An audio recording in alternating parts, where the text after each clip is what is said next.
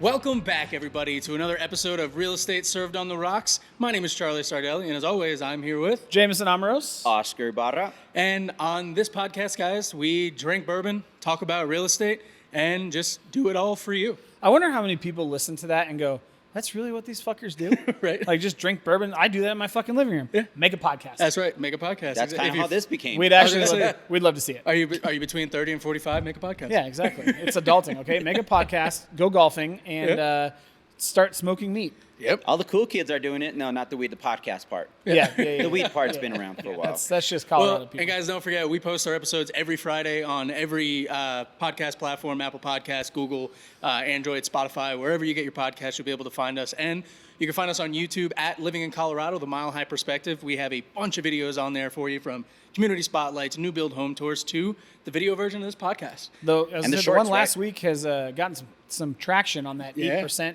conversation we had. So Oh, yeah. you guys haven't checked that out, do. It's episode 44? 43. 43. This is episode 44. Yeah, this is episode 44. 43, and, interest rates haven't changed, so it's still relevant. Right, yeah. Well, and I mean, honestly, guys, when it comes to the podcast, I think we're doing the bourbon part right. Yeah. 'Cause, We are super excited about We are that. pumped. Yeah, so as like you guys know, Christmas. We can't say we are sponsored by, but I mean, we close. did Yeah? receive a bottle Yes. from, thanks to Charlie. Well, I was going to say, Thanks to so Charlie. we've been getting lucky. I'm doing my videography stuff on the side here too, and I reached out to Old Elk, which is a distillery based out of Fort Collins, to see if I could work with them in videography. I Got said with it sucks to be a CSU. Oh, I'm sorry. But That's I my reached household. out, talked to the marketing manager, and Mrs. Crump is her name, and she said that she watched some of the videos that I sent her of the podcast. They really liked it, so they love to send us a bottle and let us try it. And they actually sent us 4. Nice. So stay tuned. We got some Old Elk reviews. Might as well coming just through. do like an Old Elk series over the next 4 podcasts. Yeah, You know what I mean? That works that. for me. That would be cool. And then what we should do is on episode 5 of the series, we'll do a blind taste test. Ooh, there you go. So we'll just have to make sure we don't drink all of this. Yes. At the same time. Yeah, and don't worry, it's coming home with me. So Perfect. Yeah, but I think that'd be cool. So we do 4. Yep. And then on week 5, we'll do a blind taste test and actually see if our ratings I like match it. up with. And what's it? It's coming home with me. We do finish the bottles at home. I was gonna say, If he Oscar and buys I it, finish the bottles He's at going home. to finish it. If I buy it, I'm going to Yeah. finish it at Yeah. home. It I was just, gonna say, Charlie it'll- preserves it. It'll okay? sit. It'll sit for sure. Charlie the, deserves the it. heat, it's going to be loud or? Yeah, well, no, we'll be all right with the heat in here. Okay. It's all good. we got we this got it. a little bit of If a you loud guys heat in haven't here. taken a look, or if you're not in Colorado, we just went from that fall to winter jump that happens in 5 days. Yeah, it fell off a cliff. Yeah, we never transition smoothly into winter. No, here it in was Colorado. 60 and then 7. Yeah. It's Yeah. like, okay, I'm gonna change the leaves. You're gonna get a little bit of touch of fall, and then the next day, bam, winter, Yeah. bitch. That's kind of how it works in exactly how it is. Colorado. That's how I explain Yeah, to it was like a everybody. Mike Tyson knockout this week. Right, It was yeah. wild. Yeah. Yeah. Well, and I mean, what's cool about it is as it gets colder, we got warm bourbons to heat us up. And in all reality, guys, even though this just so happened to happen at the right time for us, where we got the bourbon, we get to review it. Looking into it, Old Elk has a phenomenal kind of background and story with their bourbon. So I did take some notes on it Oh, here. wow. So So I know proper. Jameson normally does Hey, that. No, he has yeah, his little I have caddy, his caddy notebook. Yeah, I got my notebook. Yeah, out. it's all- and this is all you. I've never had Old Elk.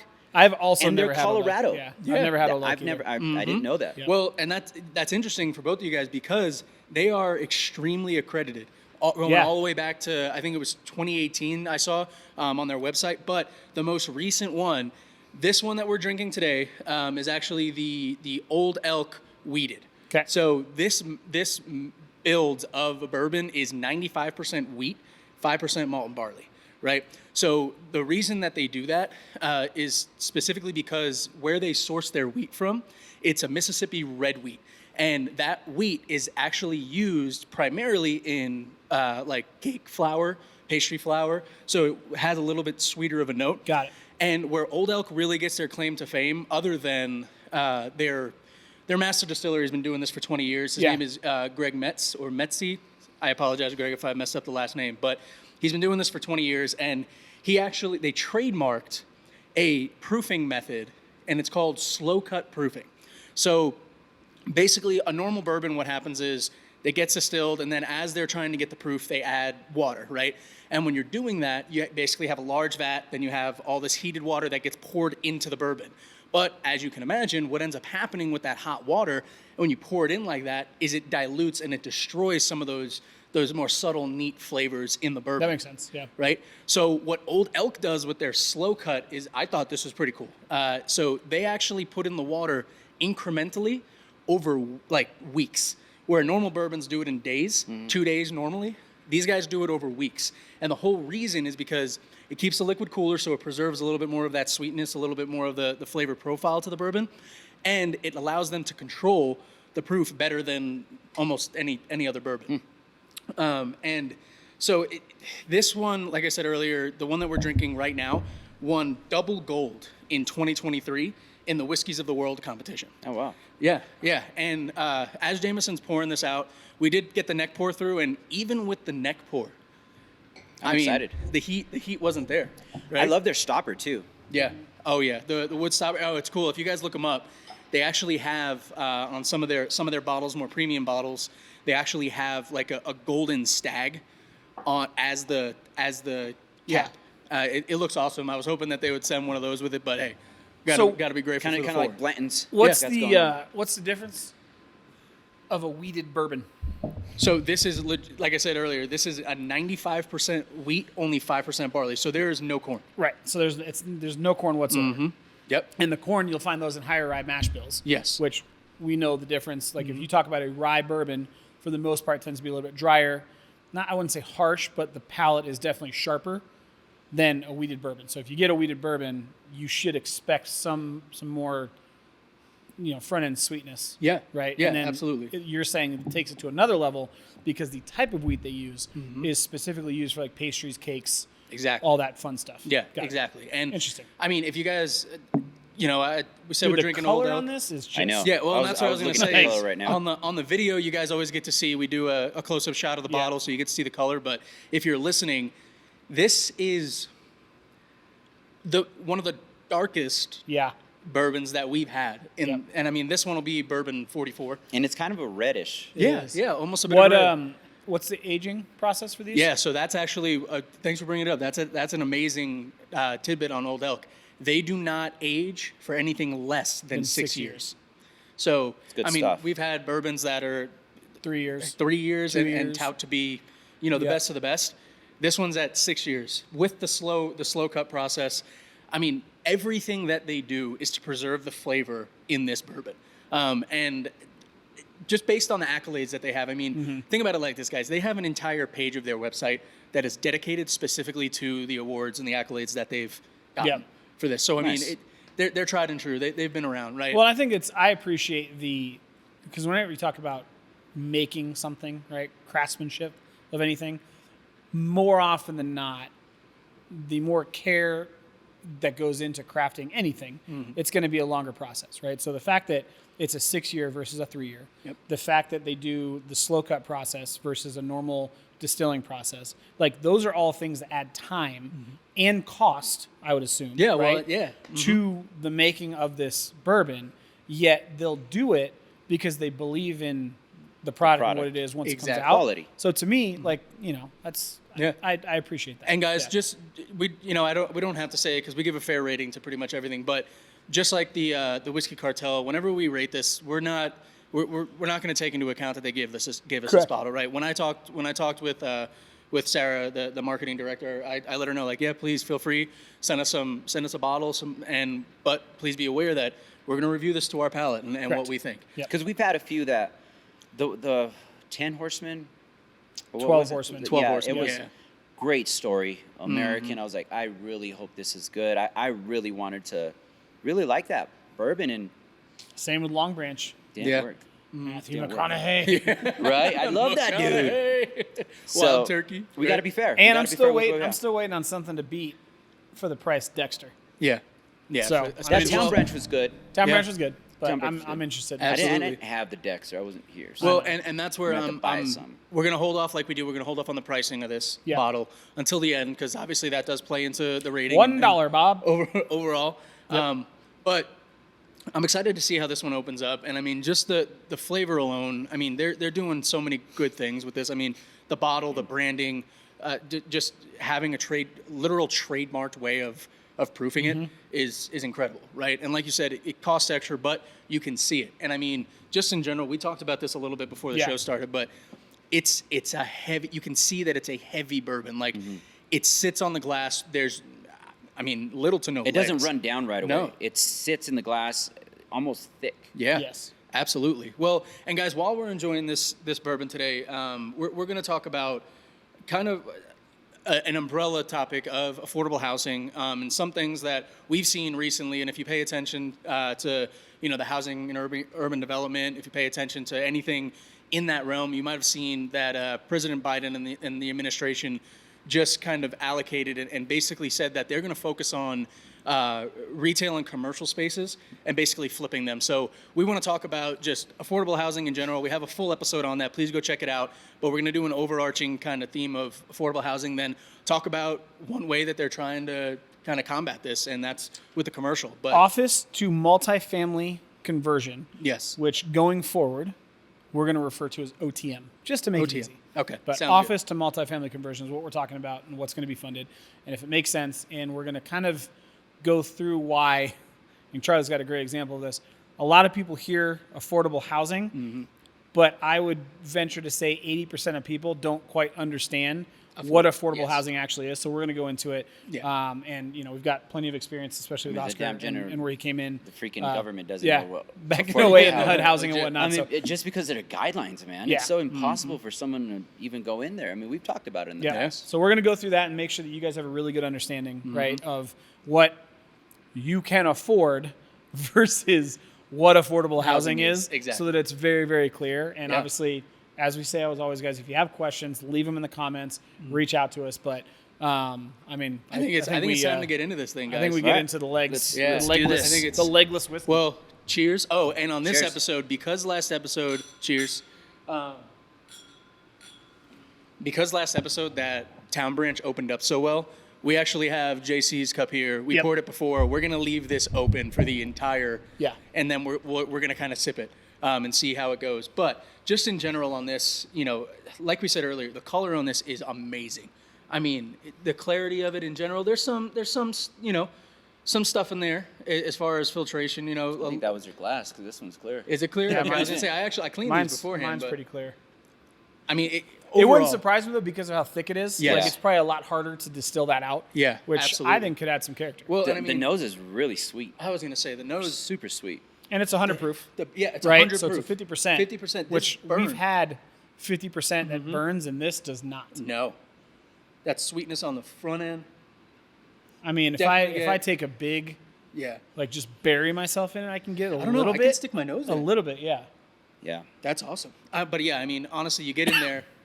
That was not the burn. That was me just joking. Jameson. But yeah, that caramel vanilla up front for sure. Dude, when you swirl this glass, I wish you could get a close up of this. Right. But you get these lines around the glass, right? And people do it with wine as well. And it just doesn't run down the glass. No. It just sits there. Yep. And it takes some time. Wild. I mean, just the flavor, the notes in general. I actually have the notes here, so I'm interested. I want to see what you guys say about the notes. But definitely the vanilla, caramel, and I mean, I don't know. Honestly, this is one of the few that I can actually smell the wood. It's almost at the back end. Yeah. You get that. You get that. More, Which would make sense, right? It's a 6-year aged bourbon. Yeah. So it's interacted with those barrels for 6 years with their slow cut process. There's not a lot of water interfering with that and chemical allows it reaction to that mix happens. better. Yeah, absolutely. Which is interesting. A lot of tequilas are going to that. Yeah. Absolutely. They're finishing their tequilas in whiskey bourbon barrels. I mean, this is like right here, just off the nose. Like, imagine making a maple syrup with this. Yeah. Like, that would be. I don't need more reasons to drink. Right. Bring me that bourbon whiskey maple stuff. I'm gonna put on my pancakes. Right. Well, I'm gonna go ahead and take my sip of it. I already did. It's pretty damn good. It's really refreshing up in the front. You take some of the sips and you're like, bam! It hits you with the alcohol or whatever, profile that's very abundant. With this one, it's okay. It was refreshing. Yeah. It was whoa. I didn't get any of the front end. I get the punch. charcoal on the back end. Well, I mean- Not overpowering, but there's a little bit of an aftertaste, which I like. Yeah.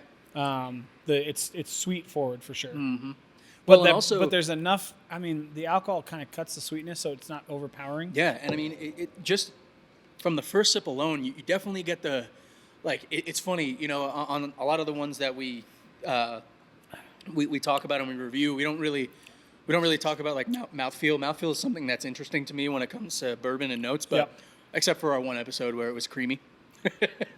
I would venture to Never say again. that this one sits heavy on the tongue, but in a good way. Yes. Like it's not in any kind of a way like it's just like eating your tongue. It doesn't kinda like it doesn't fizzle away. No. yeah. It stays. Yeah. It stays, and I'm trying to figure out what flavor this is. I don't want to say it's a peat, but it kind of lingers, kind of like when you're drinking scotch. I almost get a little bit of a tobacco. Yeah. Is it tobacco To it, leather you kind know? of mix? I don't know. But I can't- get vanilla and or maybe it's their wheat that they vanilla use. and kind think of it's dry the wheat. fruit on the front end. I think it's the wheat. Yeah.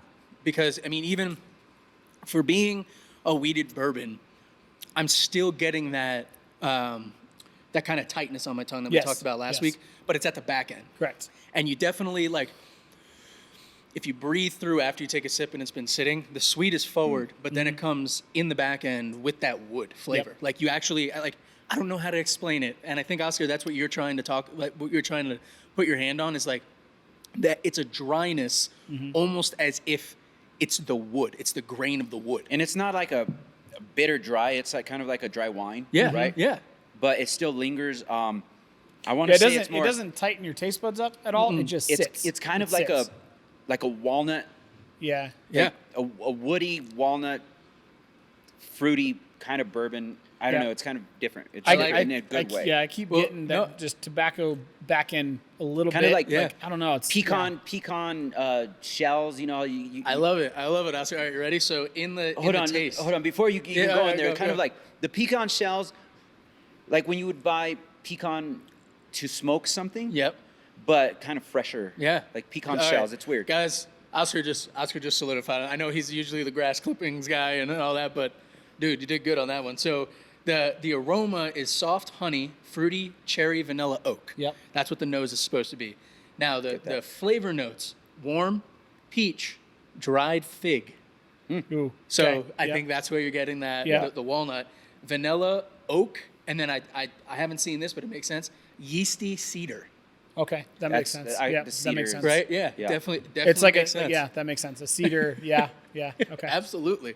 That's, I mean, again, Old Elk, thank you so much for sending us these bottles. This would be a to great. review. This would be a great cigar pairing. Yes. Well, actually, it's funny that you say that. So I actually met these guys at the Rocky Mountain Cigar Festival. Oh, That's okay. how I got their contact. I was there as a vendor, and I walked up to them and said, "Hey, you know, I'm a videographer. We do a podcast." Oh, cool. They gave me their card. But as I was looking, they actually have a cigar cut. Is one of their premiums. Elk does? Yep, Old Elk has a cigar cut. So I mean, maybe that's just like a kind of side video that we do on TikTok. Yeah. Maybe we just do like a pairing we just do cigars and see if we can get our hands on that cigar cut. But I mean, you can definitely taste the passion that goes into it. Like, Oh, yeah, for sure. There's a very distinct flavor difference. I mean, just for being 100 proof Yep. and like, yeah, Before I forget, I have the perfect place to do a cigar pairing, a cigar shop down in Old Littleton, Inglewood area. all right. Cool spot, kind of this kind of feel. Perfect place for the podcast. I like it. All should right. do it. Smoking should- room. Yeah, let's do that. Let's get on that. But I mean, I'm excited. I'm gonna leave mine for a little bit. I know we have the one opening, but I'm gonna leave it for a little bit because I'm not gonna lie. Last week blew me away. Like again, Yeah, how how different it Down was? Branch Yeah. opened. Yeah. It went from a bourbon I wouldn't buy again, Right. to one that I'd be like, okay, I'd bring this for a get together. But now that we got through the bourbon, again, Old Elk, thank you so much for sending us the bottle. We can't wait to get you the videos and get you the reviews on it. But today's topic, affordable housing, and basically what's being done to help affordable housing. Now, the reason that we wanted to bring up affordable housing, what you think it is versus what it means, is because, as we said, I live in an apartment complex. Right across the street from my apartment complex, they have 2 new build communities. They have apartments going up. And I'll throw the photo up on here on the video. But there was a storage container, and somebody wrote, build affordable housing with a Frowny face. A frowny face, right? The thing that stood out to me about it the most was that housing was spelled completely wrong. Housing? Yeah, Houseing. Yeah. There was no Housing. Z. Right, No yeah, Z in no, there? no, right. But it just goes to show, like, when the general public thinks of affordable housing, and as it should be, you think, oh, homes are going to be affordable. That's what affordable housing is, and that, unfortunately, in the scheme of what affordable housing is just not what it means. Yeah. So Oscar, why don't you take us through the difference between being able, just affordability, if you're shopping for a home, versus affordable housing, like actual affordable housing. So affordability starts with the lending, right? So the bank, I'm going to summarize completely. Your down payment's going to structure what you can afford as well. 5% conventional, 3.5% FHA. More than that, you can always bring in. Everybody, I mean, throughout history, 20% was what everybody wants, right? But those are stipulations. VA is 100%. Now, the bank doesn't want you to pay more than, there is some exceptions, 50% at the high end of all your credit bills and your housing of what you make. And then you have the front end, which I think it's about 32 to 35-ish of what your mortgage is to what you make, right? Yep. That's affordability of what you can buy. So right now, on average, you have to make $120,000 to afford decent home, a single family resident here in Colorado. And so just to kind of that's affordability. I was going right? to say, to summarize that, basically what Oscar is saying is, whatever money that you make annually per year, 30% of that is what is thought of as, I don't want to say normal, but they want 30% of your annual income to go towards, or less, to go towards your mortgage payment. So what you're paying to live, Correct. right? And that's what the definition of affordability looks like in the housing market. Now, when it comes to affordable housing, Oscar, what is affordable housing? So affordable housing is pretty much an entity or government entity comes in and says, all right, so this group of homes or this house, we're going to throw some guidelines to, you're capped out at an income level. You can't make over this much money depending on your household size. If it's just one person, two people, you can't make more than this much. If it's more, up to 7 or 8, it goes up. So there's guidelines and stipulations per home. And that affordable housing goes per home, per unit, per building, and that's what affordable housing is. So like if you were to build a townhome right now, right? So let's say you're subsidizing a development project and I want to build a 100-unit townhome, right? I'm a developer.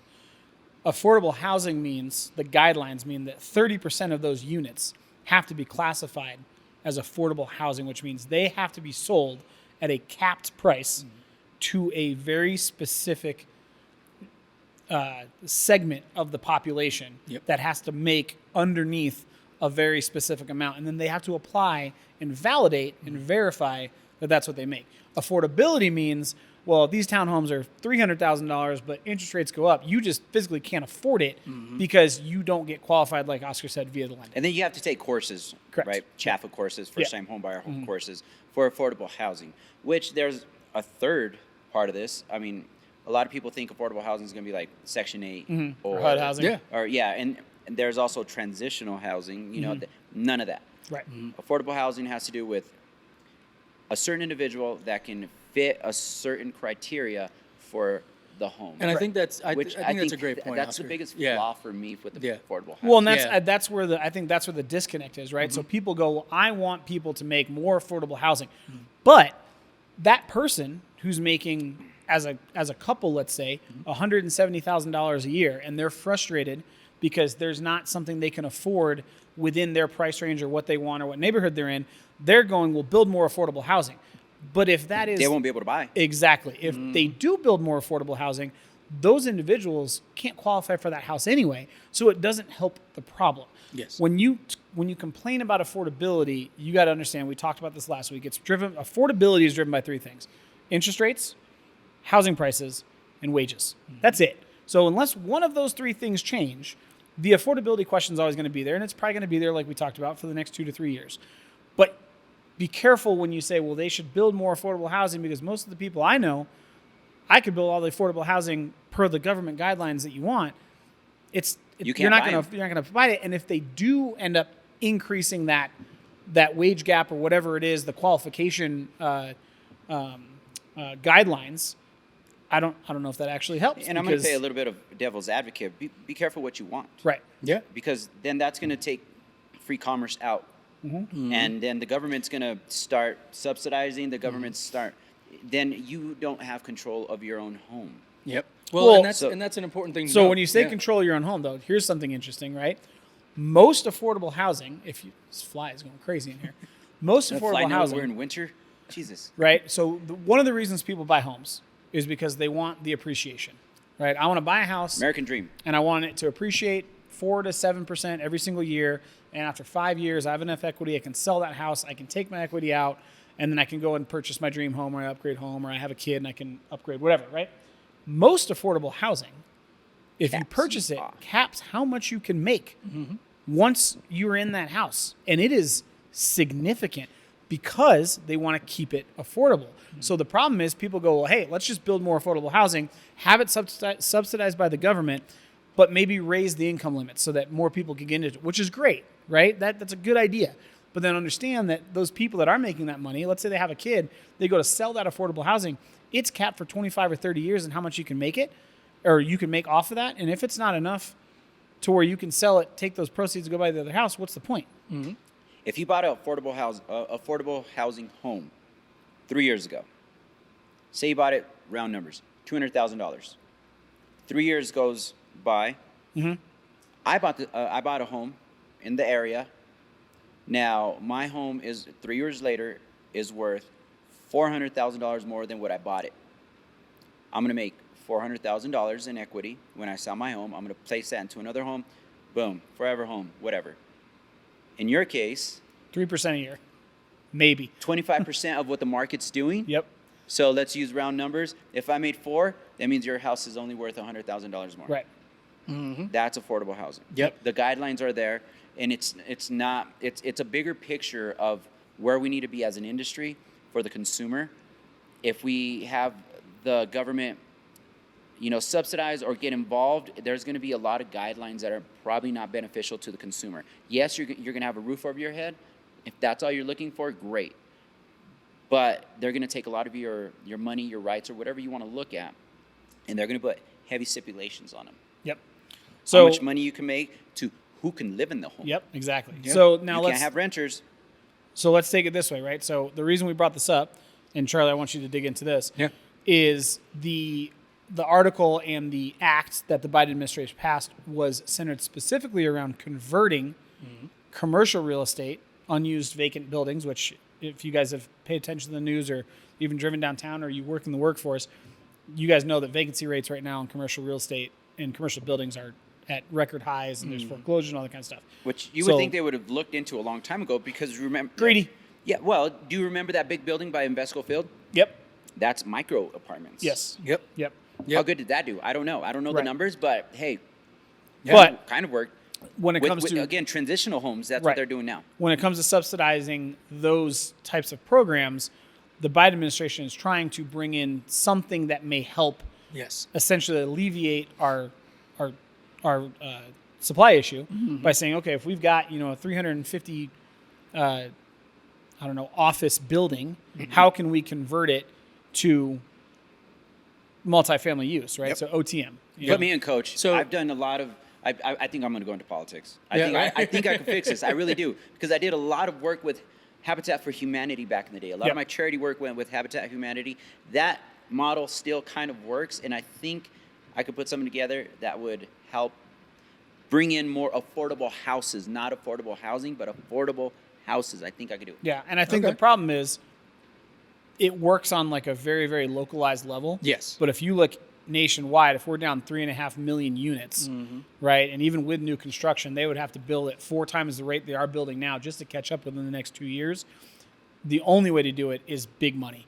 And Yep. unfortunately, that's subsidizing. And I think that's what you Exactly. wanted to talk about with Yes. this article and what the Biden administration is trying to do. Exactly. And I I got a mean, plan. Just if you've know been following anything that's been going on, I mean, even we posted, Jameson and I both posted something about it on our TikToks, but RFK was running under the Democratic Party, and he's like, well, I'm going to bring back 3% government subsidized mortgages and all that. And it's like, okay, well, I appreciate where your head's going, but at the same time, check out her TikToks, not going to work. But anyway, what the Biden administration, and again, Biden administration, this isn't Joe Biden sitting at a desk going, I know what I can do. Administration, right? What they just did is they allocated $35 billion to transportation-oriented development projects, okay? And you go, well, what the hell is that? They're going to build more trains? They're going to put more buses in? No.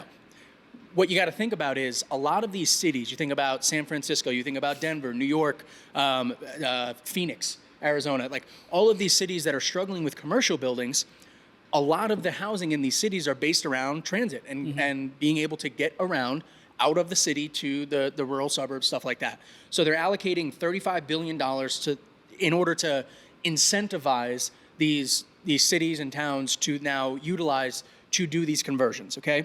And these are the three main hopes of why they did this. The first one, Jameson touched on it, is it hopes to increase the housing supply because, as we've said regularly, we are down significantly, and that's one reason why the home market is looking the way it is.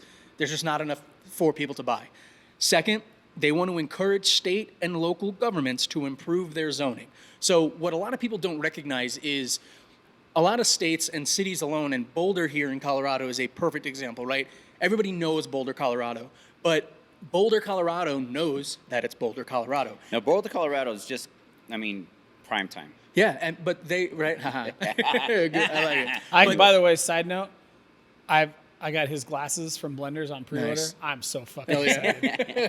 We're going to have to do a close-up I'm of Jameson so wearing the excited. glasses. Oh, I'll never But take them off. Boulder knows, so much so that when you go to Boulder, if you look at restaurants, some of them even have plaques on the door that says, you cannot film in here because Boulder is one of the most scenic cities in the Midwest because of being on the Front Range. So they actually have zoning in the city that will not allow a certain amount of residences or homes to be built. Correct. And that is something that has... Well, they hit that cap almost 3 or 4 years ago. Yeah, Yeah. and again, we talk about Yeah. hyper-local. Yeah. I think Lakewood was not issuing any more building Yeah, permits. They didn't want Boulder that. stopped issuing Exactly. building permits almost four or Lakewood- 5 years yeah. ago. Lakewood follow suit. So basically what this is going to do is it's going to incentivize towns like Boulder, like Lakewood, that are going, we're too big, we don't want to grow.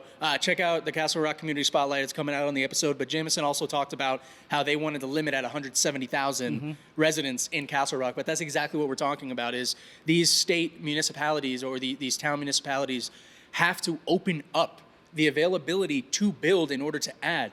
And due to construction costs, and Jameson's going to touch on this a little bit later when it comes to cost overall, but this could help because now they have financing, they have funding that's going to go towards it, right?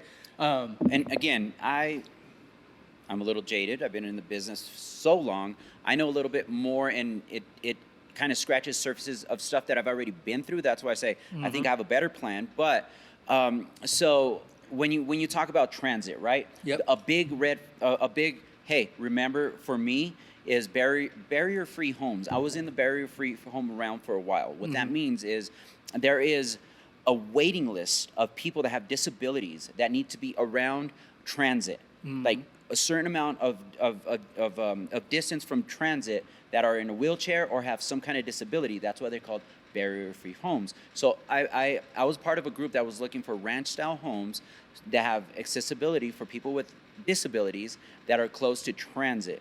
And there was a big pocket of money for that. So again, a lot of the stuff that the government or the Biden administration is looking at, there's a bigger picture that could have been looked at, touched on, and kind of merged in hybrid to the situation we need right now. That's what kind of pisses me off because obviously you've been in the business for a little over a year, Jameson a couple years. I've been through the trenches and I've seen a lot of the things in real estate that have been overlooked that can be brought back in to fix a lot of the issues that we have right now. Yeah.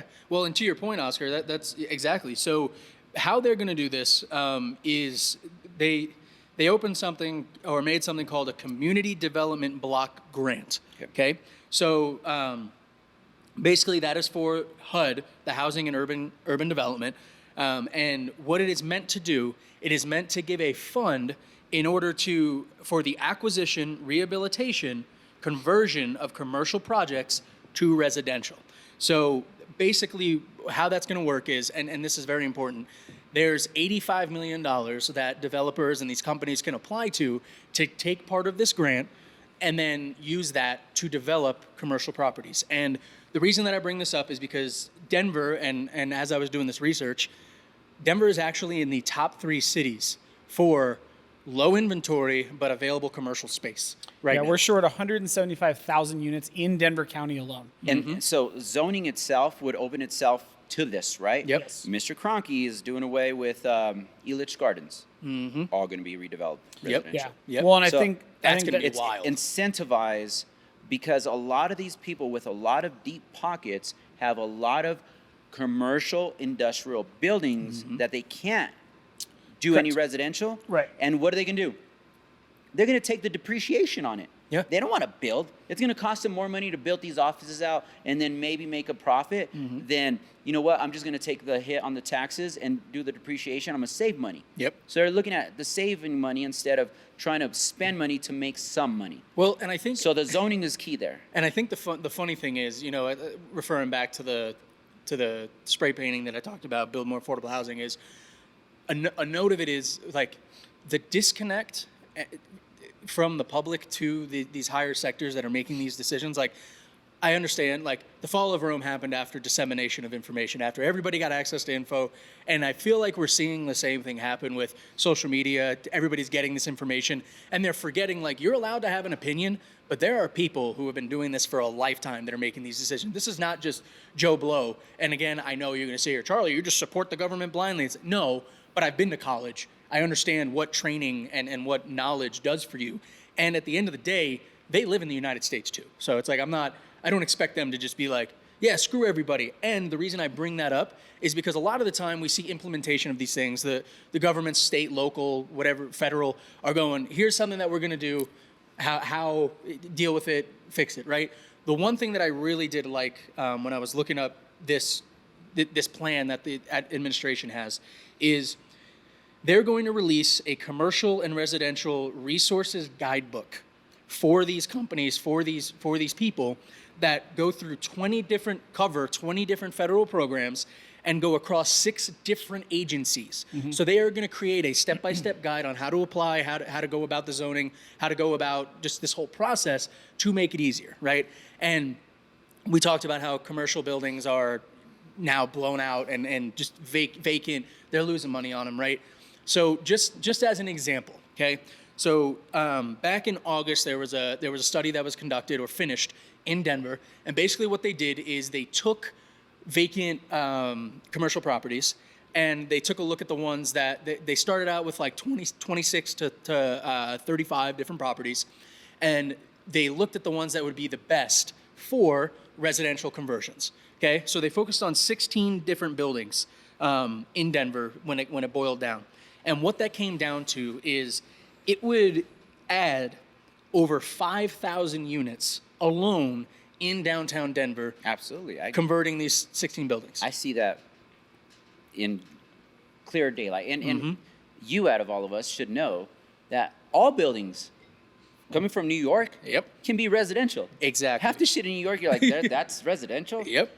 Anything could be residential. Well, I mean, just a right? perfect example. Incentivize these people Yep. to move their things. I think a glowing example of what could happen with commercial to residential, if you've ever driven down 25 around the city of Denver, you have seen Turntable Studios. You have seen that building. That was a music production commercial building. They took that, kept the structure, but it's all apartment buildings now. You know, so it's just, it can be done, right? And I know one thing that we need to talk about is Bless you. a lot of people are going to go, okay, it's going to take 5,000 units. And you're already seeing, especially here in Denver, the new mayor that got elected, he's really riding on his campaign was fully based on we're going to fix the homelessness problem. Yeah, he's at 1,000 people, Right? right? As of right now. Yep.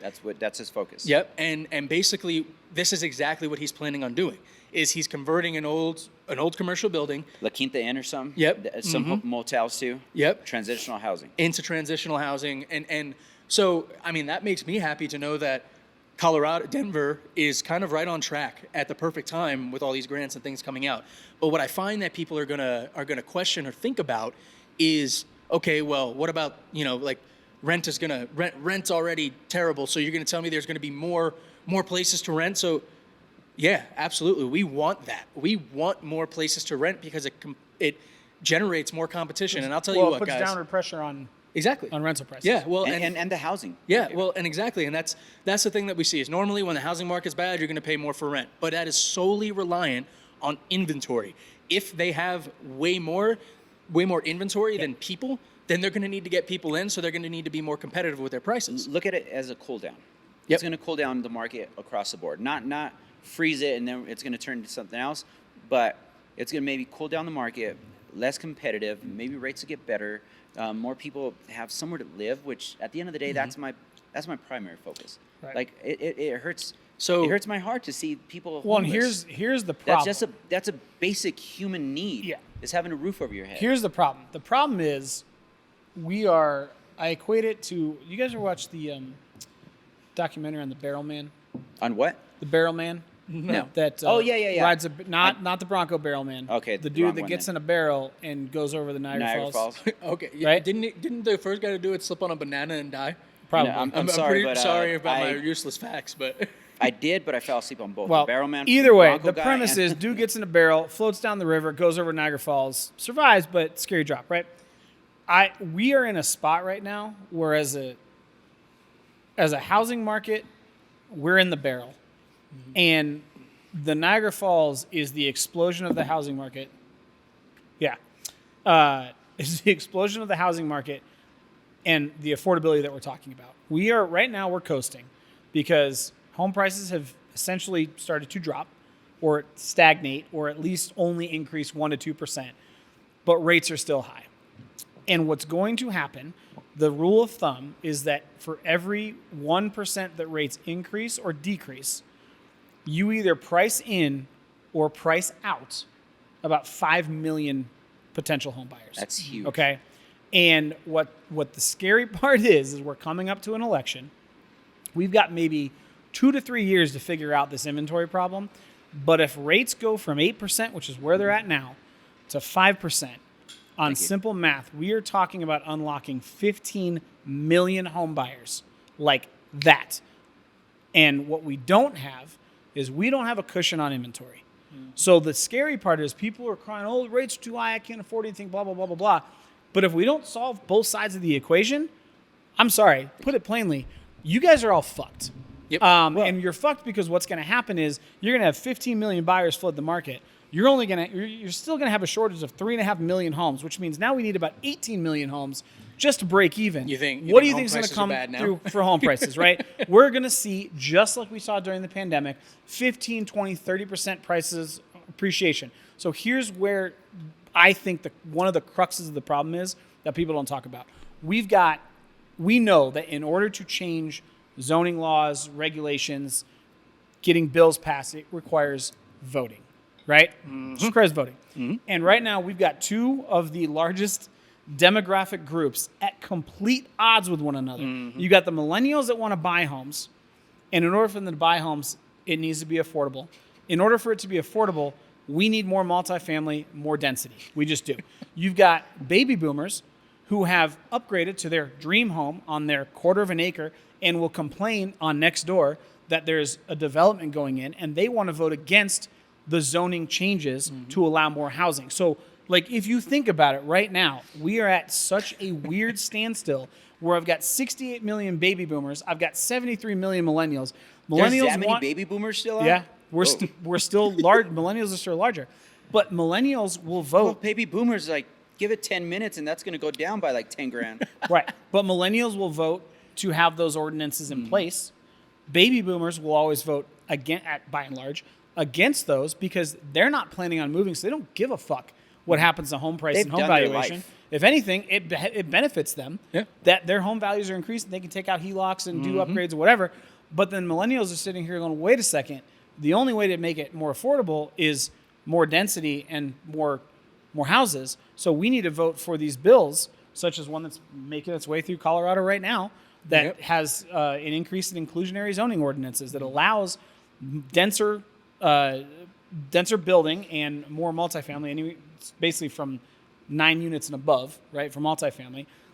The baby boomers are going to go, wait a second. I just saw this in Parker, actually, out in the Pinery.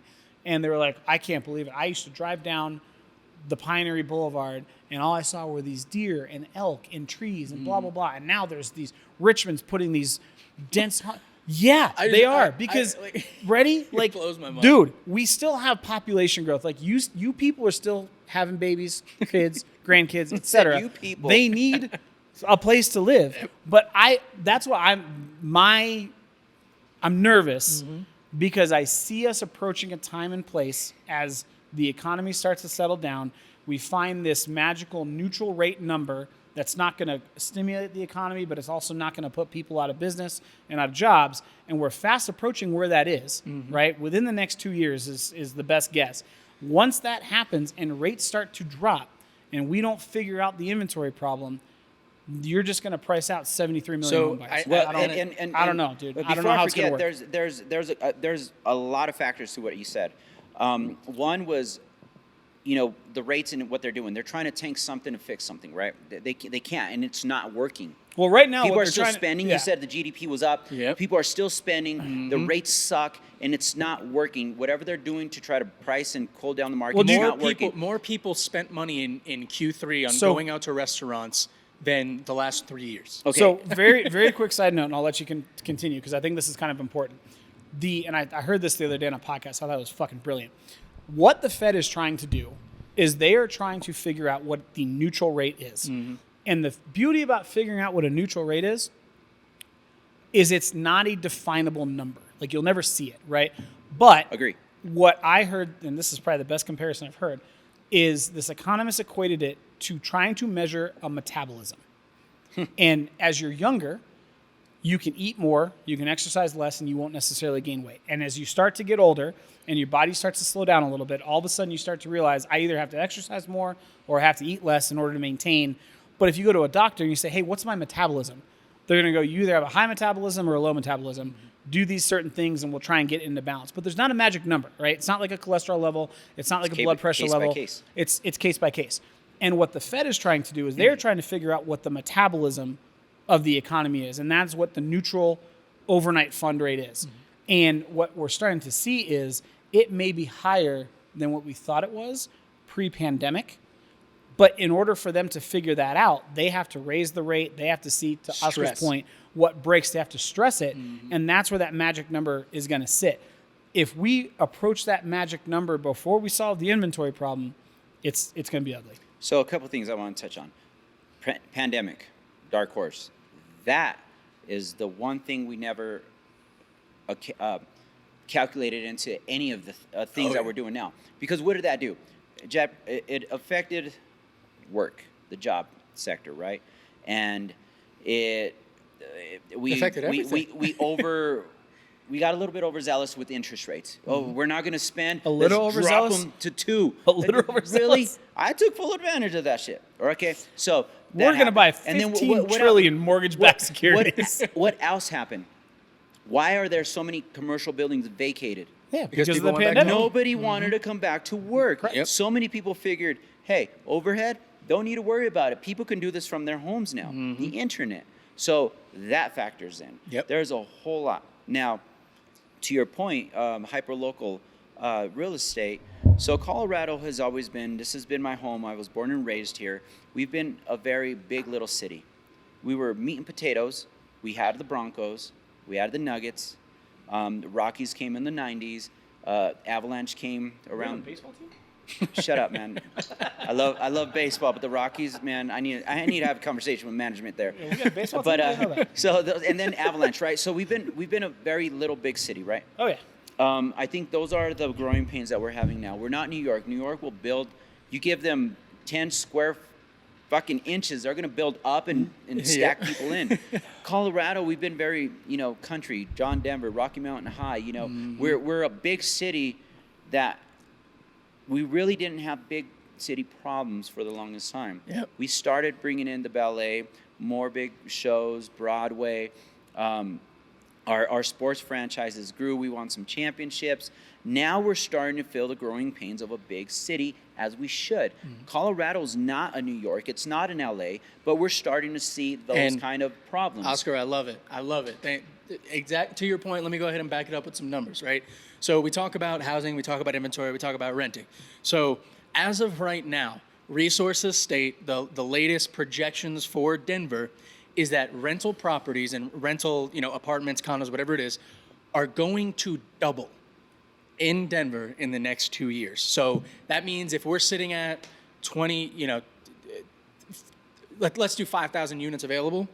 That means that we're going to have another 5,000, so 10,000 units in the matter of a year and a half, almost 2 years, because of initiatives like this, converting buildings. But like we were talking about earlier, okay, now what? But rent is so expensive. Guys, if we add another 10,000 units in the next 2 years, do you understand the competition that's going to drive for the rental market? They're going to have to compete. And I will tell you, they're already having to compete, lower prices to get people in. So if that continues to happen and we have more, rentals are going to get easier. Then guess what? More people are going to want to rent because now it's cheaper to rent again than it is to buy. So guess what? That's going to take off a little pressure from the real estate market. And if we have the perfect storm of rentals going up and home inventory slowly rising or staying where it is, it's going to create a better opportunity for everybody because there's going to be more available to rent, more people can live, but then also those prices are going to be lower. So guess what? Now you can save for your down payment to put into the housing market that is going to be a little bit less competitive because more people are renting.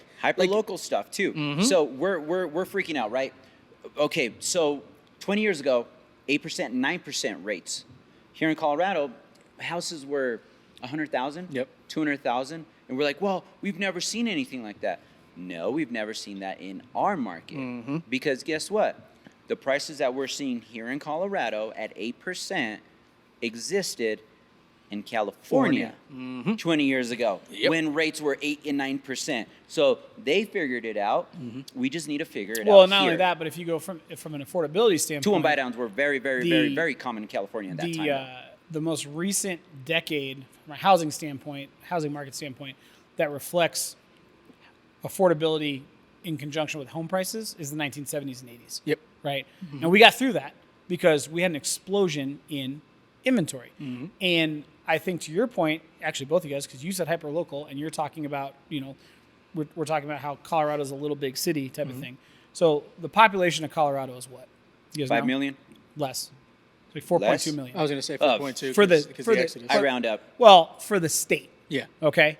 For the state, we have 4.2 million people in Colorado. How many of them live in Denver Metro? Well, hold on. Yeah. No. So now let's compare it to Los Angeles. One city. No, Manhattan. I'm just doing Los Angeles because you brought up California. Okay. So I'm just doing Los Angeles.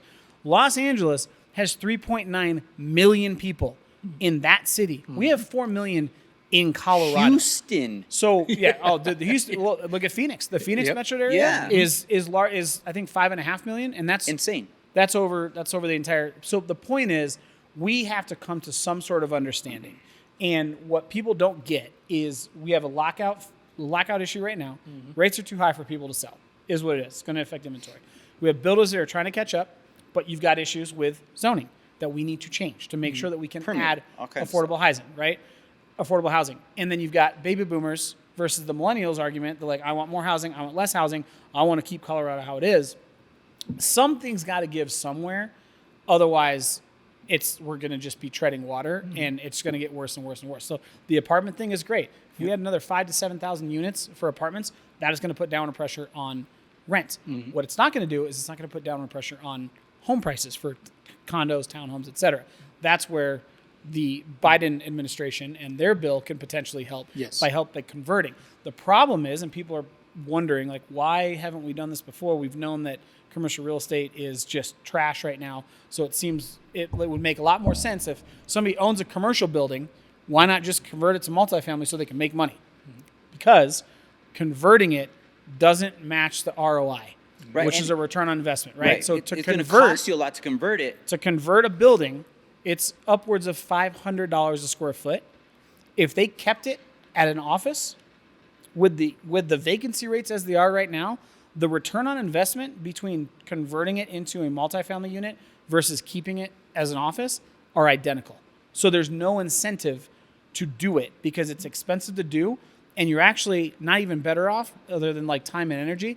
But it's the same if you just left it as an office and had lower vacancy rates. Take the depreciation, and you're going to spend money to maybe potentially break even. Correct. If you have, a 1,200 square foot office space. Rents on that are going to be $8,000. Yep. If you take that same 1,200 square foot, your rents are like 1,200. Right. Yep. It doesn't make sense. Right. And so a lot of the owners are going to say, well, I'm going to wait it out. People are going to come back to the workforce. They're going to start working in the offices again. That's not happening. So No, and that's exactly the thing. What do we do? If we were at a point where The only way to people do were- it is to incentivize. Well, and that's what I was going to say is where exactly to your point, Oscar, the way that this would not, that this would be just a no-brainer. Yeah, we're not doing that. Is if companies were getting people back to offices, they're not. Okay, Elon Musk, like famously, like sent out an email. If you don't want to come back, people quit. They're cool. I ain't gonna come back then. Yeah, I don't want to come back, right? So like now, again, just guys, we the people have the power, right? You don't want to go back to commercial buildings. Guess what? Those commercial buildings are suffering, and those people aren't making money. Now you have the perfect storm of government subsidy, money going in, and they're going, hey, look, guys, we need the inventory, so we're going to back you a little bit. We're going to give you some money towards that. Now, to the business's minds, where Oscar just said, that $600 difference between $1,800 and $1,200, or excuse me, the what did you say, $8,000 to rent it, $1,200. Now that goes, okay, this is a little easier to bite. Yeah, making some pennies are better than no pennies. Yep. But at the same time, a lot of your savvy business owners will take a tax break. Yes, exactly. And you know exactly. what? The government may not make money, but they're given an incentivized proposition to these investors that, okay, well, I'm going to save money too. Yep. You're not going to make money. I'm going to save money. Let's see if we can make this work. And shout out to Jameson, because he's been saying this since episode 2 or 3. The one thing that we're going to be able to, that would help housing, is incentivizing builders to make multifamily and more single-family, multifamily homes, right? That's it. But the only way to do it is via the government. And the only way to Exactly. get that passed, because the government is funded on what? Your tax dollars. You have to be educated and understand where your money is going. These two entities are playing. They're playing business with your money. Yeah. Dude, here's the deal. It's probably the last thing I'm going to say on this. Well, hold on. Is this a one rock takeaway No, level? this is just me Okay. being irritated. Okay. I see far too many people arguing both sides of this argument on Facebook and Nextdoor and not fucking voting. Yeah. Go out and vote, people. That's it, dude. I don't care what side you're It on. is Vote. every time we get a vote, there's a ballot. It goes to your mailbox. You then open it. You then read have through candy it. Then corn you on can my do foot. other research. And like I'm looking at it just right now, right? And this is just a bill that's talking specifically about the More Housing Now bill that Colorado wants to pass. I would venture to guess that of all the people that are spray painting containers about I want more affordable housing have no idea what is in this bill, what is in this bill and how it's going to actually help. They probably don't know the definition of an inclusionary zone for multifamily housing and affordable housing. They don't. look- They don't know what it is. They don't know that this bill is saying, hey, it's adjustable based on the market. So if I'm in a hot market like Boulder, Colorado, then my inclusionary zoning ordinance is going to say 25% of new builds have to be a certain level of income and income-driven housing, versus if I'm in Littleton and it's not as hot of a market, it's only 5%. That good easy. I came from Littleton. But that makes sense. No, I'm saying hot. Like there's just Littleton can expand. It's the market is not No, nearly Littleton's as a little tight. tight, But but the yeah, beauty I of it get is, like Oscar said, everything's hyper local. Well, they're trying to introduce a bill that allows cities to mandate what that looks like based on the individual market, not the state legislator. I guarantee nobody knows what that fucking means. Yep. Right, and it's okay. Let me let you in on a little bit. I don't think it's okay. Well, no. It's okay that you don't know, because let me let you in on what happens in the Ibarra household. My wife. It's okay you don't know if you're not complaining about it, but if you're complaining about it, you don't know. It'll tie back in, baby bird. I'm gonna feed you. Hold on. In my household, I'm inundated with my day-to-day, right? My day-to-day. My wife, she watches our children, but she's the one with master's degree, bachelor's degree, educated woman. When it comes down to voting, this is what we do. We grab the ballot, we grab the education they give us, and then we fact check everything. We spend time, her and I, whether we agree on something or not. I would love to say that we vote the same. No. But we sometimes don't. It's the beauty of voting, though. But we educate ourselves. Yep. We pick a day. We're going to vote today. And then we go line item and this is what this means. This is what it means to me. These are my values. She has her own values. We come to agreement. That's how we vote. In our household, that's what we do. I don't know these things off the bat. This guy is a freaking human thesaurus. He absorbs knowledge like a crazy man. You've seen me and this guy try to do a podcast. Our mindset. Yeah, but we don't function that way. But even still, it's doing the research. Do some research. You know what I mean? Like, bring it to the table. Do your research. How do you feel about it? And then vote. Just be proactive on voting and get yourself educated on the subject. Like, to your point, it takes a day. I live with 3 other guys at one point when I first moved out here, and it always blew my mind, and it to the point where like I had to sit in my room and breathe for a couple minutes. The ballot would come through, the blue piece of mail with the eagle on the front and the banner. I'd pick it up and go, oh, cool, put it in my room, and I'm like, I can't wait to read through this. Right in the garbage. They just throw it right in the garbage. Oh, man. And I'm like, this is your future. Like, what are you doing? You know what I mean? And it's just, but again, we talk about it's a right that a lot of people get revoked for dumb decisions that they do. Yep.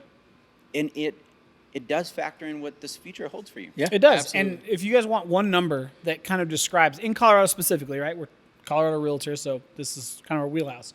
When we talk about why we rant and rave about creative and new ways, whether it's accessory dwelling units, whether it's zoning ordinances, whether it's OTMs, right? HH.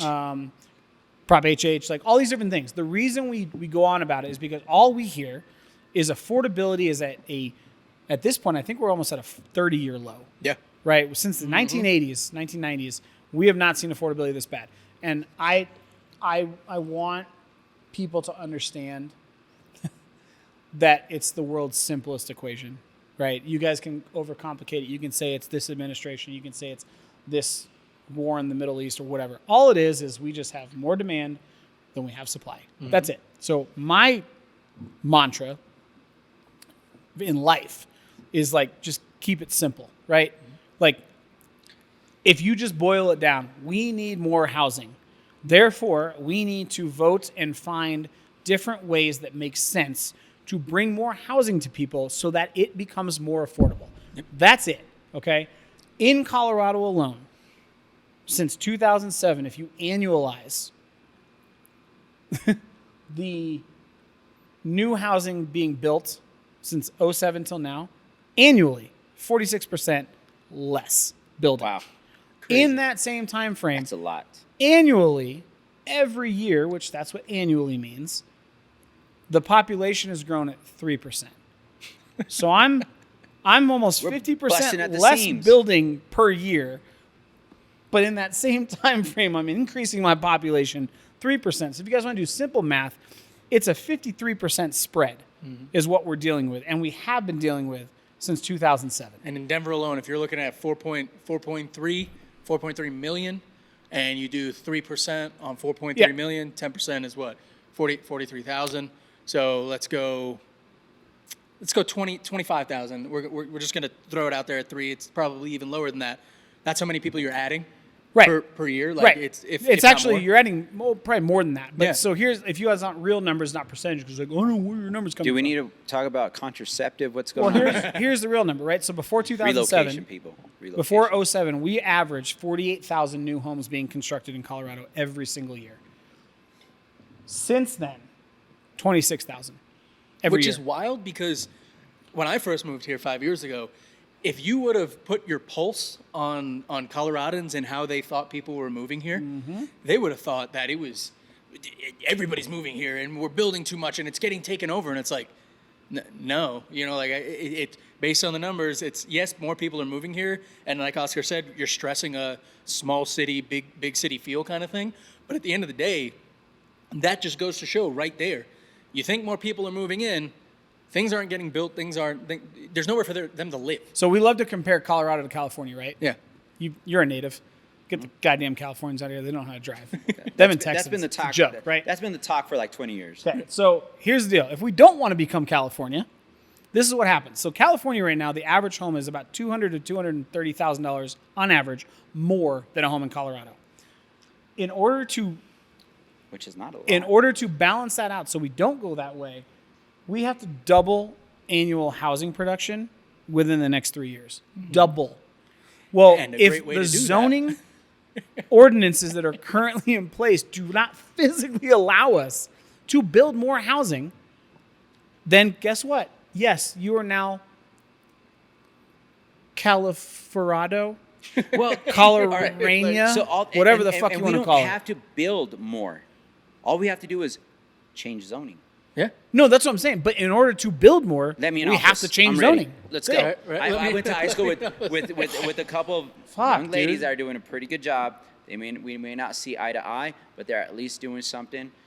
I'd like to talk to you. And here's you know the who deal. you are. The reason we talk about this, and You're in we've said politics. this on multiple podcasts, I can pull it up. I'm just going to paraphrase. The average amount of wealth a homeowner has versus a renter is almost a $400,000 difference. Okay? $400,000. If you don't think that's not life-changing money that you can use down the road, which we've talked about in different podcasts, there's something wrong with your brain. Okay? Equation for net wealth. I'm sorry, there is. It's But everything your that you your own. average net wealth Right. of a homeowner versus renter, there's such a disparity. So in my head, my goal would then be, let's get people to be homeowners. Yes. But in order to do that, they have to be affordable. In order to be affordable, we have to build more. And in order to build more, we have to figure out the zoning regulations and creative ways where the government can subsidize whatever that looks like to get to that point. All right. Vote. Done. We That's are it. all right. We are. Whatever. We're an hour I and know- 10 minutes no, in. No, no, I don't no, no, care. I'm just saying. This part we I'm can angry. talk about literally. I'm angry. Right? We can literally talk about I'm it for the angry. next 4 I'm hours. angry. So I think this is a great time to move into our one rock takeaway. Jameson, Seven you're rock takeaway. you're stewing. Yeah, So I'm do stewing. you want to take it first, or do you want to wait on it? No, I want to take it first because All right, go for it. I want to lay this out again just so it's very, very clear. The argument is affordability. The solution is supply. Okay? In Colorado specifically, and really throughout the nation, the solution to supply is build more housing. The solution to building more housing is to change zoning so it accommodates such building. And the solution to changing zoning is to vote for the things that make sense for all of the preceding things I just said. So the rock takeaway is do your research, vote, and understand that there are things that people are trying to pass to make housing affordable that a lot of people are just not paying attention to. I like That's it. it. Oscar, you want to go? I agree. I mean, yeah. Yeah. The bigger picture matters. It might not be in conjunction of what your beliefs are, but look at the bigger picture. Even if it's going to cost you a little bit, but educate yourself and play devil's advocate for both sides and say, you know what, for the greater good, let's do this because I may win in the long run. Yep. Real quick, I agree with that. I'm just going to go. I love my boomers. Right? He's One of the- angry. He's going one to of give the him greatest time. They'll generations. die anyway. But most boomers have grandkids now. Yep. Between Yeah. 5, 7, 10 years old. And there's a lot of boomers that don't want to change because they have their dream home and they've got their space and they've got their views and all these different things. Damn, you went deep with this. But we're going to lead with this. Think about the grandkids, okay? My kid just turned 4. She's going to, hopefully I can set her up where I have a rental house for her and we're in tune with the market so we can make those decisions. But let's say you're not. When Kieran is 22, the average home price is going to be at current rate $1.2 million. Do you think a 22-year-old is going to be able to afford $1.2 million? Probably not. No.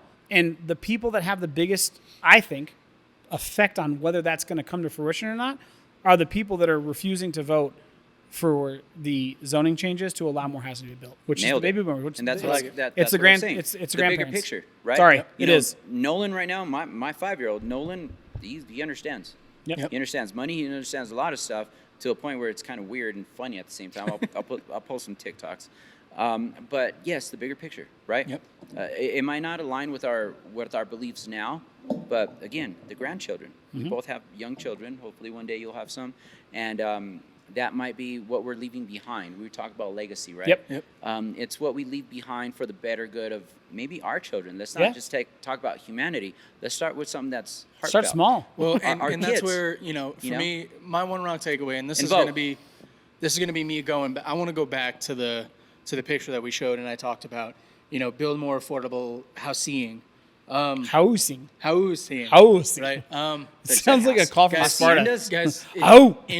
in times like this, where we have such a division, where we have an opportunity for growth, where in all reality, if you are not educated, if we the people are not knowledgeable of what's going on, we will, our children, our grandchildren will suffer because we are not educating ourselves. And if you are a person that is writing build affordable housing on a storage container, I feel your pain.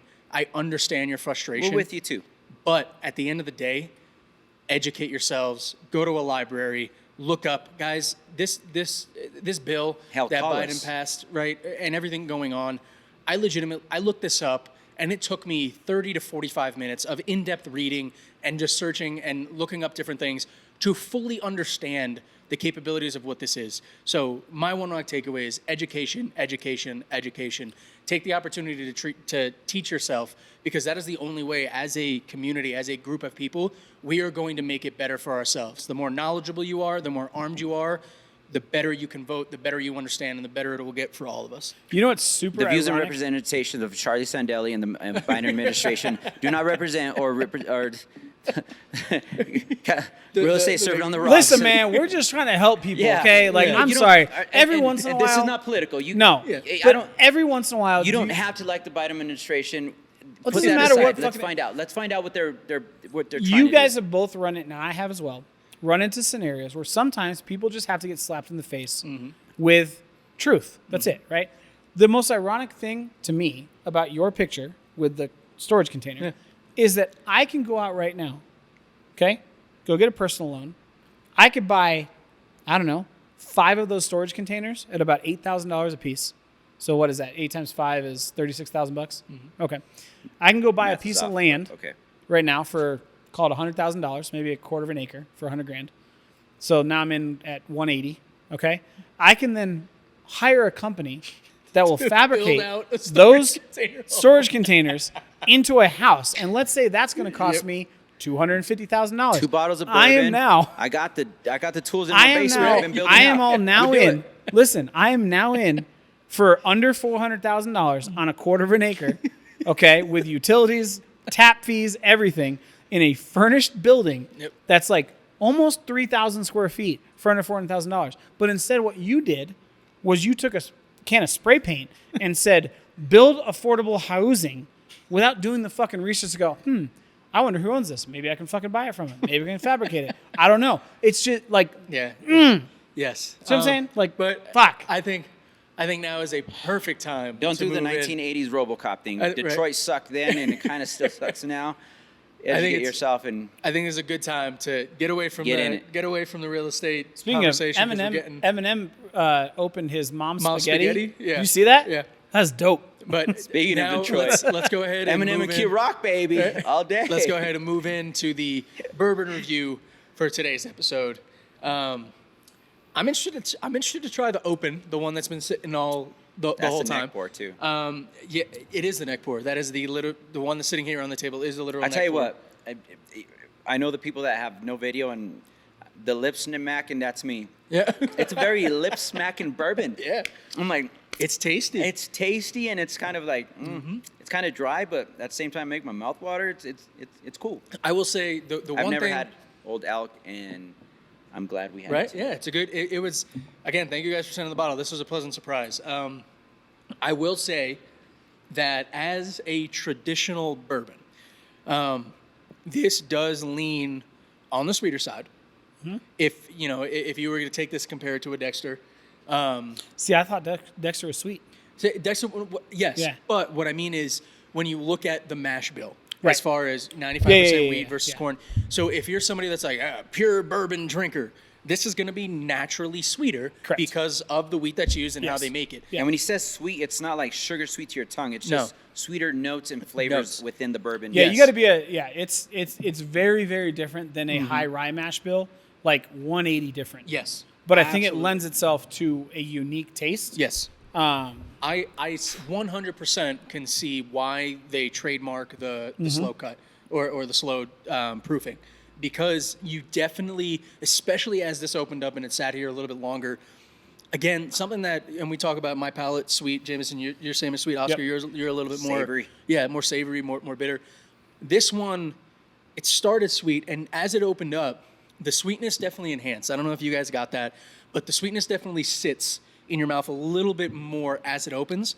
But it makes so much sense with the slow proofing method, because Yeah. that's what they're trying to preserve. Is that flavor? Is that evolution of those smaller notes, which usually in a bottle of bourbon is sweetness.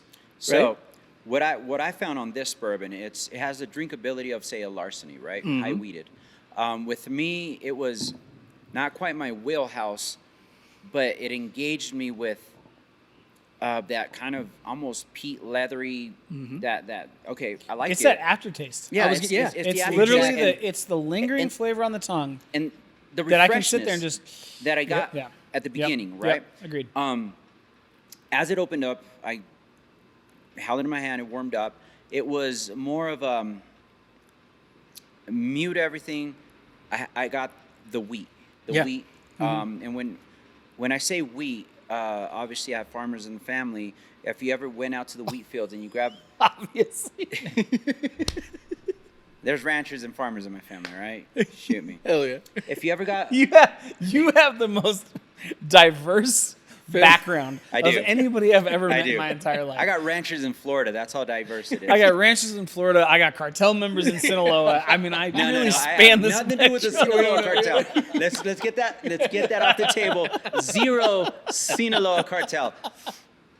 Those guys are their own thing. I respect them. I have zero on there. No, but They send me birthday so cards and Christmas cards. That's it. Okay, If you ever got some wheat and you actually bit into it and you got the dough or whatever, the wheat out of it, that's kind of what lingers from this bourbon Yes. with me. Yeah. As we talked. As I talked, as my mouth dried out, that was a prominent, and it's not a bad thing.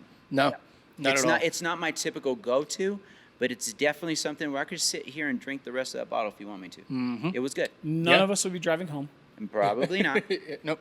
If you have the furthest drive, you definitely wouldn't be driving. I got a meeting after this, so we're good. We're Yeah. good. But no, and I mean, to your point, Oscar, it's for me. This bottle is the most barrel flavor that Yeah. I think that I've had in all the bourbons that we've tasted, and I think it's due to that slow cut. I definitely like a lot of the time we see like in flavor descriptions we see oak or we see cedar, whatever, maple wood, whatever it is, but this one, it genuinely the sweetness hits forward. Then you get some more of that, like you said, that peat, that dryness. But then as it sits, it's almost as if I'm tasting the char. Like I can 100% taste the barrel, and it's Yep. almost as if like if you've ever bitten on a dry piece of wood, that flavor that you get afterwards, that's what it sits. It's sweet, but it sits in that wood kind of almost, I don't want to say sponge, but like grain, like just wood grain, just overall flavor of the wood. I used to. With me, it's the grain and like the doughy flavor. I just come back to the doughy flavor of the wheat that comes back to me. So, fun fact. People used to make fun of JC and I all the time because we always had to have something in our mouths, whether it was a plastic fork or a toothpick A pen cap. or a pen cap, something, Yeah, right? So our big thing Sigmund was, Freud would say, yeah, there's something. I don't know. He would say you want more affordable housing built, I think is what the psychological profile would be. I think that's what it was. But I chew toothpicks all the time. So I get when you say that undescribable or indescribable like taste of grain, I equate it to like a toothpick. Yep. Where like I don't eat wood. Okay, I don't. Ain't not a beaver. However, if I chew on a toothpick, there is a certain flavor that my brain goes, you should or even continue the smell, to chew. right? I don't eat on lawn this clippings, toothpick, but right. I've mowed the lawn. Yes, and the exactly. smell of that Yes. equates to flavor, right? So I see when you're talking about that kind of that you can taste the wood and the char. I equate it to like almost tasting a toothpick. And I'll be honest, you go to different restaurants. Some Different toothpicks suck. toothpicks, yep. Some toothpicks are really good. Some are harder. You know what I'm saying? Degrade and a you're little like, bit faster. is this Yeah, I feel a you. tea tree? Because it tasted. I don't know. Yeah. So no, I get that 100%. My thing with this, and I don't want to give a rating yet because I want all of us to try the open one, yeah. and I want the price. But I'm ready to give a rating. I know. Here's my thing with this. normally, if it's 100 proof, 50%, Smell this. if it's a 6-year, I would immediately say this is going to appeal to somebody that drinks and enjoys bourbon. Yep. That's normally what I would say. With this, though, I almost think this is one of the most well-rounded bottles we've had to where I would be comfortable giving this to somebody who is just getting into bourbon as much as I would feel comfortable giving it to somebody like you or Oscar and saying, hey, guys, I found this bottle. I really want you guys like to it. try it because I just, the spectrum's so wide. The diversity for it. Yes. Yeah, exactly. That's kind of where my head's Exactly. at. You know what I All right. mean? Absolutely. All right. So, Jameson, you got to finish your Are pour we, there. yeah. Yeah, we got to. All right, we're going to get it done. Oscar's got to go to the little boys' room. Oh, But yeah, just give me the whole fucking thing. Pastry cinnamon. all right, so James and this Oscar is- have the shortest drive, so here you go. So we poured it out. This is the glass that had been sitting open the entire time. If you guys aren't watching the video and you're just listening, Charlie was about to introduce the one that's been open the whole time, and Oscar just fucking took He it hit to it. the face. I had to hit it, man. That's awesome. All right, Just all right. straight to the face. I mean, So, the well, nose, the burn. Honestly, it makes sense. The burn opened up on the nose. It does. with the Yeah, one that's sitting. a little It bit. did. I was gonna say it kind of the burn lingered in my Well, it's tongue been sitting for longer. almost an hour and a half. Yeah. Wow. All right, I'm gonna go ahead and just. I almost sip wish I this had one. like a palate cleanser, but Can I'm it- just Yeah, gonna like a coffee or Some something. wasabi, or not Coffee? wasabi, Really? ginger. All right, so I'm gonna give it a rating. Wow, I that took it back. wow, that's wild. The stuff Yeah. that opened up the kind of had more burn, but More not, burn. not in a oh my god, it More- makes me cough, but like it's More in- weedy. Yeah, yes, more earthy. I was gonna say it Way more got earthy. way more earthy. Yeah. Yeah. Wow. Okay. I Yeah. dig it. Okay. Like you said, someone introduced you to bourbon. This would Yes. be a good high proof Oh one. man, like Dude, it's you open the different. bottle, you give Yeah. it, you open the bottle, give it to somebody who doesn't drink bourbon, and they're gonna go, oh wow, this is dope. You open the bottle, let it sit for a little bit. and You give it to somebody somebody does- who yes. drinks bourbon, they're gonna Yep. go, wow, this is complex. Still has a Yeah. Wow. Okay. Yeah. All right. So this 100 proof, 6-year minimum aged. The price of this bottle right now, if you look retail, sits at on their website $69.99.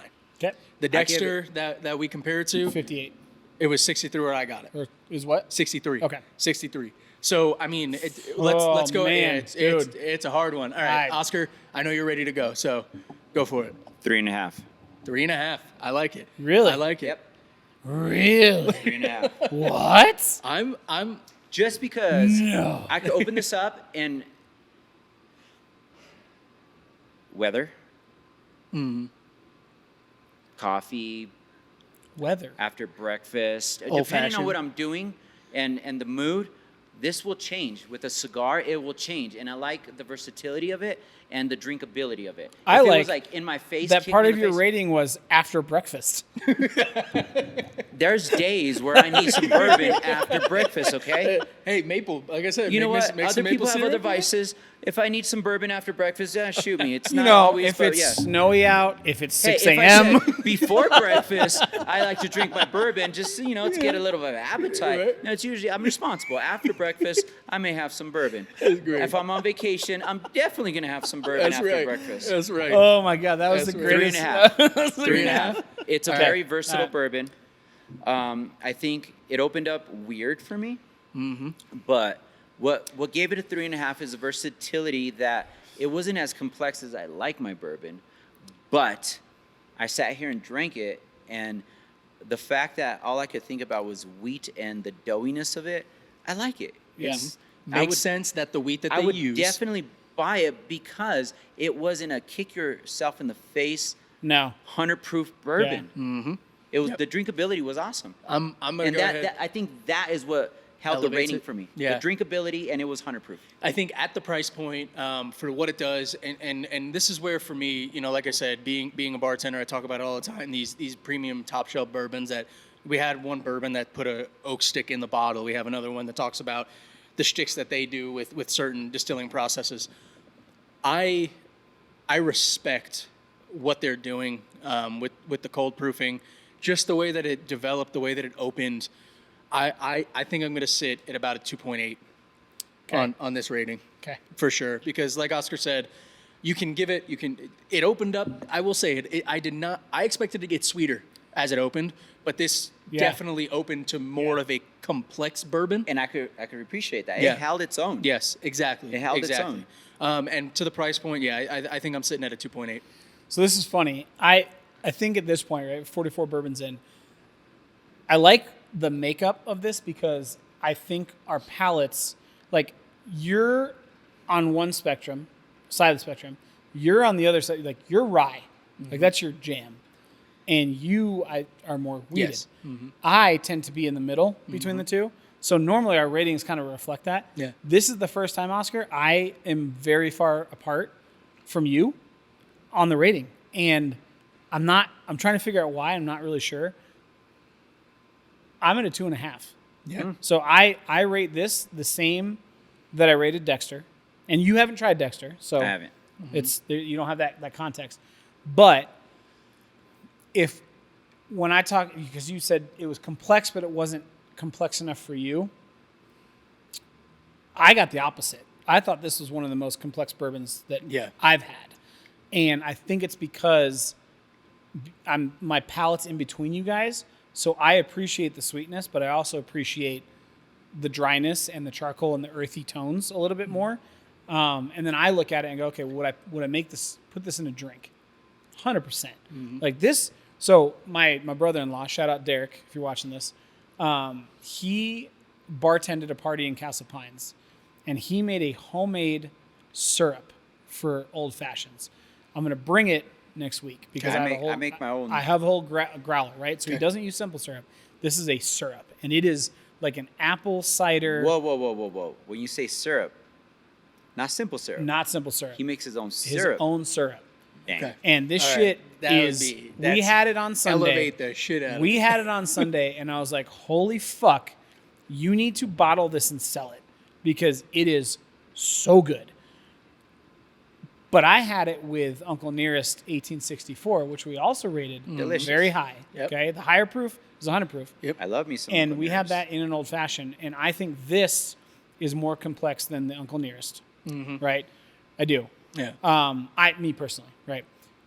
If I pair this with my brother-in-law's syrup, this would make one of the best old fashions. And then if you take it and you smoke it with some cherry wood, dude, this could be one of the best cocktails I've ever had. Yeah. So for that reason, I'm looking at it as like, okay, would it be good with this? Then if I want to pour it in Manhattan, would it be good with that? If I put it on ice, would it be good? I think this lends itself, and I think my rating skewed because of the fact that I could give this to one of us who's tried 44 bourbons, and somebody like Plus. my dad who doesn't love whiskey, but I think it's got such a range. It's like Mariah Carey, right? Like it's got, Dang. you know what I'm saying? Like it's got such a range that everybody's going to enjoy it. They just And it comes out around the holidays. And it comes out on the They holidays. just thought her out. You know what I'm saying? Like, she's thought out. Christmas is coming. right? So I Creme just, brulee. when I look at it, like it's like Volca range, dude. Like this would appeal to and it's affordable. It's not like it's 100 proof that we haven't heard a ton of old elk and it's $99 like Jefferson Ocean, right? Yep. It's $69. And see, with me, And it's 100 proof. Like that's what I think that's what's getting me. respect That's what's getting me. for it being 100 proof. But for me, and this is only me, I would obviously make an old fashioned out of anything. But I think this is too. The flavors for me are more on the delicate side. That Yeah. I think it would be too overpowering, and whatever you would put in the old fashioned would just be the old fashioned. Right. I would love to just drink this neat. Yeah. Agreed. Absolutely. Agreed. Absolutely. I have this. I'm going to bring it next week. Okay. And we're gonna Let's try do it. it. Let's Because do this it. syrup All right, let's do it. Well, guys, we've held you here for an hour and a half. Thank you so much for sitting with us, drinking with us, talking about the real estate with us. Yep. Remember, guys, you can catch us on YouTube at Living in Colorado, the Mile High Perspective. Like, comment, subscribe, share it. If you have a bourbon that blew your mind, like it sounds like this one did for us, let us know. We'd love to try it. Yep. We have a couple more Old Elk bottles that we're I'm glad we liked it because I would hate for it to be like, oh man. Yeah, Old man, Elk, these next 4 episodes are gonna garbage. suck. Yeah, right? I gave it a 3.5. I do enjoy it, but I would love to enjoy it just neat. No, I yeah, like it for what it is. I think the ratings are good. Love yeah. it for Absolutely. what Well, it is. guys, as always, remember you can reach out to us, resotr@themilehighperspective.com, or give us a ring, text, whatever works best for you at 303-578-0263. And then social media wise, Oscar at oscartherealtor.com, Oscar at oscartherealtor.co. That Lifting Agent on Instagram and TikTok, Charlie Sardelli on Facebook. and then the Colorado Real Estate Guy on Instagram and on TikTok, Jameson Amros on Facebook with Fathom Realty. And then real quick shout out, Charlie, you keep talking about your videography side hustle. Where if they want to see the things that you do with a camera, how can they find you? Look for me on LinkedIn or Facebook, BTG Productions on Facebook, or look up Charlie Sardelli on LinkedIn. That's where I do all of my videography, marketing, promotions. I'd love to help anybody out. Obviously, we do podcasts, we do events, interviews, all that kind of stuff, brand story videos. But guys, thank you so much for joining us. This was a pleasure. It was great, man. This was awesome. I'm still angry, but it's great. Right? Cheers. It's okay. Bourbon helps with that. Catch you next week. Cheers, guys. Cheers.